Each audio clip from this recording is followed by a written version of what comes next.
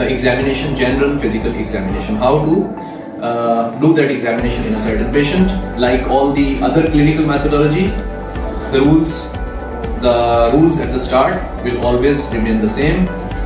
Approach from the right side, and then obviously introduction with the patient, proper and adequate exposure, and the desired exposure if this patient is exposed just above the ankle as far as his lower limbs are concerned, and preferably up to the mid of the arm as far as upper limbs are concerned. That will be adequate exposure, and obviously proper consent should be taken before we start examining the patient.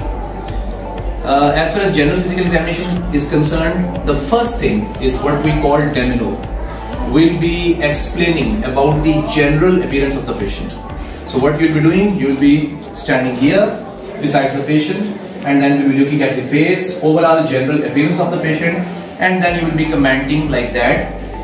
A young boy, a healthy looking young boy of average height and physique is lying on bed comfortably, if having a pillow underneath his hat. You can speak about that thing. If he's having some ibuprofene in his arm, you will be telling us that he is having that ibuprofene in his arm, over the dorsum of his hand, wherever that thing is.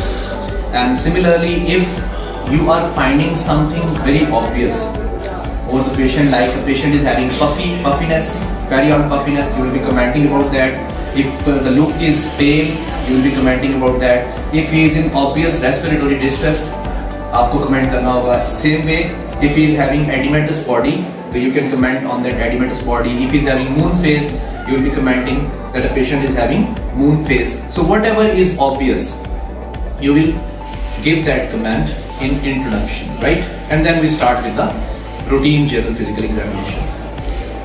In that general physical examination, for ease of understanding and for memorizing things in a good way, remember 12 things are always very important. So remember the rule of 4, 4 and 4. 4 important physical signs including cyanosis, clubbing, jaundice and pallor must never be forgotten.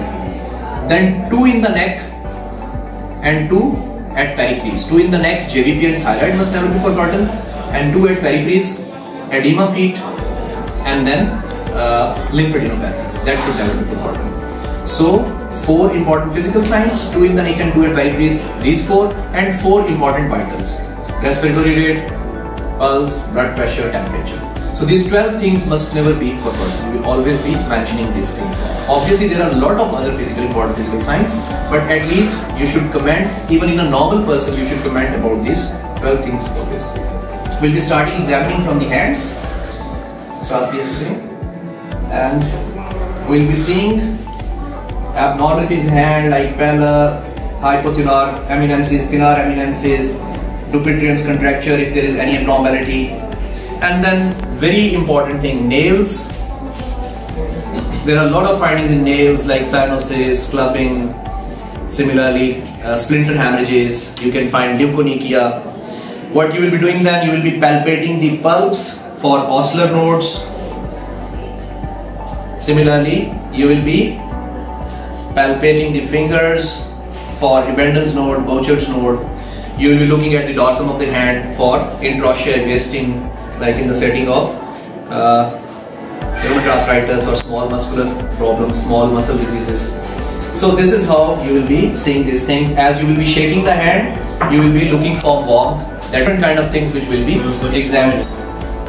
So what we'll be seeing here at level of our eyes, we'll be seeing, and if we are having a card, we'll be placing that card over that finger and we'll be looking whether this angle is there or not. We'll also be asking the patient to place his fingers like that, and that way we can also see whether there is some element of clubbing or not.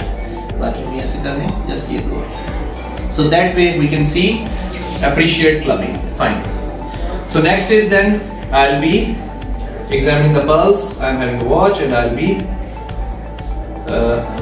counting the pulse rate for 15 seconds if it's normal, and for 30 seconds if this is irregular. So as this is not complete examination of pulse, I'll just be focusing on rate and rhythm. Apart from it, I'm not doing any examination. So here I examine the pulse. Then as I'll move upward, I'll be seeing this epitrochlear lymph node on both sides.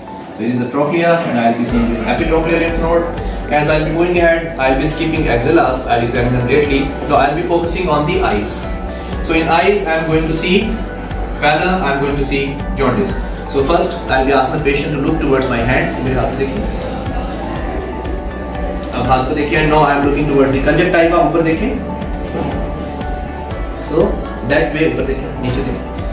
That way I'll be examining the eyes of the patient, and then I'll be examining the oral cavity. So I need a light for that. I'll be examining oral cavity, and what I'll be seeing there, I'll be seeing one, oral hygiene. Then जुबान दिखाएं, ऐसे बाहर, ठीक, ऐसे तालु खुल गए. Thank you. So what I have done here, so I have seen the tongue, the dorsum of the tongue for jaundice. Similarly, the dorsum of the tongue for cyanosis and pallor, and the undersurface of the tongue for jaundice. So remember, undersurface for jaundice and the dorsum of the tongue for pallor and cyanosis. Over the lips, I will be seeing that cyanosis, and then we move to neck. So what we are as we are seeing neck here, so I will be skipping lymph nodes. We'll be seeing at the end of the examination, and what I am seeing here, I will be asking the patient to move at 45 degree, and I will be looking for JVP, and if the venous pulses or JVP is visible, I will be obviously then having an assessment whether this JVP is raised by properly examining the JVP. After that neck, what I will be doing, I will be going down and I will be examining for lymph nodes, inguinal lymph nodes. So inguinal lymph nodes are in T shape. Wherever the vessels are, lymph nodes are always beside those vessels. So I will be examining for these lymph nodes like that on both sides. And then I'll be looking for edema.